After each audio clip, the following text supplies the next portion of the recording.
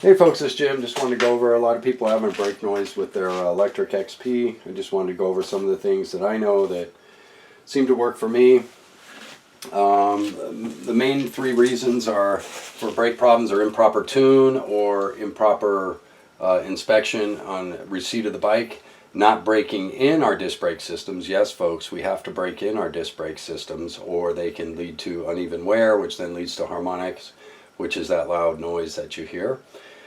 Very annoying, isn't it? And contamination of our brakes is the third way brakes make noise. Okay, so let's get into tuning first. And again, anything I share in this video, do at your own risk. My recommendation is you go to a local pro shop, take a class on proper bicycle tuning, learn all the tricks of the trade, the tools that are required, and the little nuances that they know because of all of their experience with regards to tuning machines. They will help you see something about your brake system that may help you along the way because they have a lot of experience. The first thing is tuning. I tune the wheel first. If the wheel and the rotor are wobbling, does it do me any good to tune my caliper? No. So the first thing I take care of is my wheel aligned. Is it rolling fine, or does it have some lateral tune that needs to be done? The next thing is, are my rotor screws evenly torqued, and is it seated properly? Because that will lead to wobble too, especially when you put force on it. You're possibly going to warp your rotor. When I received my LECTRIC XP, 2 of the screws were not properly seated. I had to undo all of them, seat the rotor properly, and then torque everything back down. And when you torque down rotor screws, you want to go back and forth like you would on a wheel or a tire, right? You don't want to just do one after another around in a circle. You wind up again with a warped rotor. So make sure you think about that and torque them down slowly, little by little, not all at once, right? Okay, so just food for thought. Again, do everything at your own risk. So then once I make sure my wheel is tuned, my rotor is properly seated, then I check the rotor for any wobble. Okay, and if it's wobbling, then I've got to use my tuning fork and tune that rotor back in. Never use the tuning fork over an open area in your rotor. You always want to go over a spoke to try and get the warp out of your rotor, okay? Just food for thought. These tools never touch anything else. They're just for tuning rotors, and I put them in plastic bags.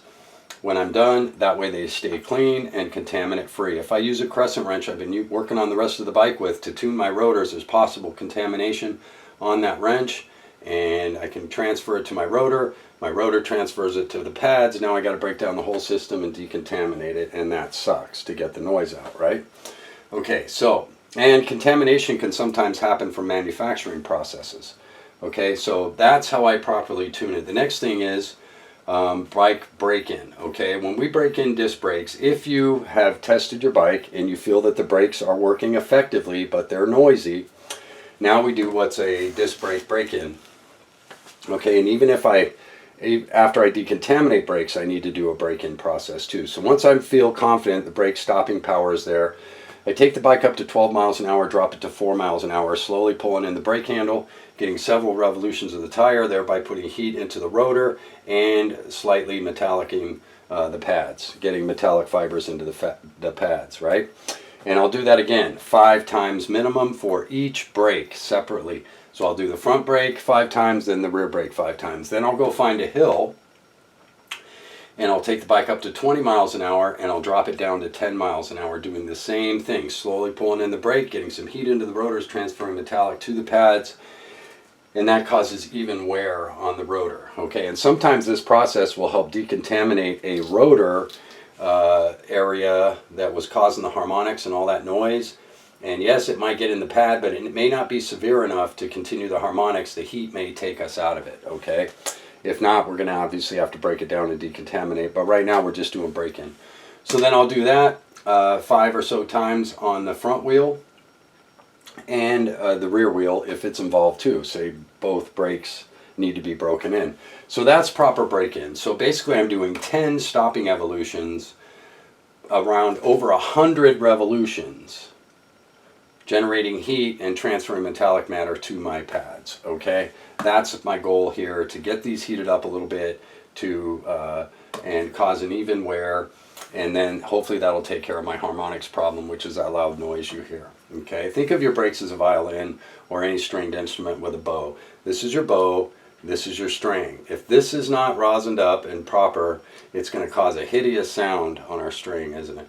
So same thing with our brakes. If this is not proper and this is dirty, it's going to cause a hideous sound, and that's that horrible harmonic you hear. It's causing vibration in the rotor. That's what's really happening, okay, due to uneven wear or contamination. So now contamination of the rotors, how do we decontaminate it? I use alcohol, 91% with no other additives, just alcohol, okay? And obviously there's water in there, but just alcohol, okay, no oils or anything like that. And then I'll decontaminate the rotor, make sure it's absolutely clean. Then I'll pull my brake pads, sand them on 200 grit, 300 grit, and then 400 grit, and then clean them again with alcohol. And then reinstall them. And I put the sandpaper on a flat, hard surface, and I just gently rub my brake pads back and forth, okay, evenly, so I don't get uneven sanding on my pads. Then I reinstall them once they look new and clean. And then I do, again, a proper break-in procedure, okay? A lot of people get frustrated. They clean the brake system, then they go to riding. It makes that hideous noise. Well, of course, after you clean the brake system, it's going to make that noise. You have to go through the break-in process. And somewhere through the break-in process, your brakes are going to calm down finally. And then that vibration is going to come out because you've broken them in properly, okay? A lot of people get these bikes, jump right on them, don't even check that the rotor's seated properly, or that anything's lined up, and then they get uneven wear, then they've got their hideous noise, and they're frustrated. They break everything down, they clean it, the noise comes right back. Why? Because we didn't do a proper break-in, okay? So disc brakes do need a break-in process, folks. Most people will tell you that. And don't use the same dirty gloves that you use to work on your bike to do your brakes. If you transfer any contaminant to that pad, you're going to have to start the whole mess all over again, okay? Because it goes from the rotor to the pads. All right, and that's just the way contamination goes. Generally, it's oils. You can hit a puddle, splash some gunk up in there. It quickly gets transferred from your rotor to your pads. Pads are contaminated, you know, now we got to clean again because we're getting that hideous noise because it caused uneven wear, right? So this is all food to think about. This is what I do. I also use good sets of Allen wrenches with good, the bigger like these give me good dexterity. And we're able to get a couple of sets of those at Harbor Freight for like 12 bucks, 18-piece sets, again for like 12 bucks with the super coupon. And they're machined really well. I'm very happy with them. I have another set, and I also have another Torx set because the higher end bikes are all Torx now. So, but these seem to work for the Electric XP. Next thing is the spoke wrench I'm using is the SW3 by Park Tool for this particular machine, because those hubs are really, those spoke nipples are really large. So the SW3 seems to be working by Park Tool. It's machined pretty good. So maybe some of you were wondering what spoke wrench you needed. I think the SW3 is it.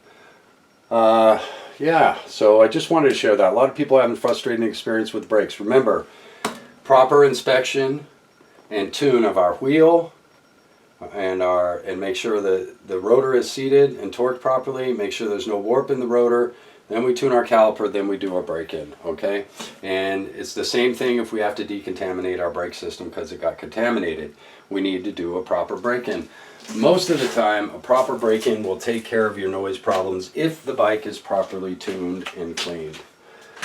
Anyway, I just wanted to share all of this with you. Hope you're all doing well. Yeah, and those are some of the tools I use. I use each tuning fork for different things. The really nice one there is by Feedback Sports, and it's machined really well. I really like that one, and I use that for my mobile tuning fork. The other two I keep in the shop, and but yeah. So I hope you hope this video has been somewhat informative. Don't forget to do a proper inspection of your bike. Don't forget to make sure your brake system is not contaminated. And don't forget that disc brake systems need to be properly broken in. Jim out.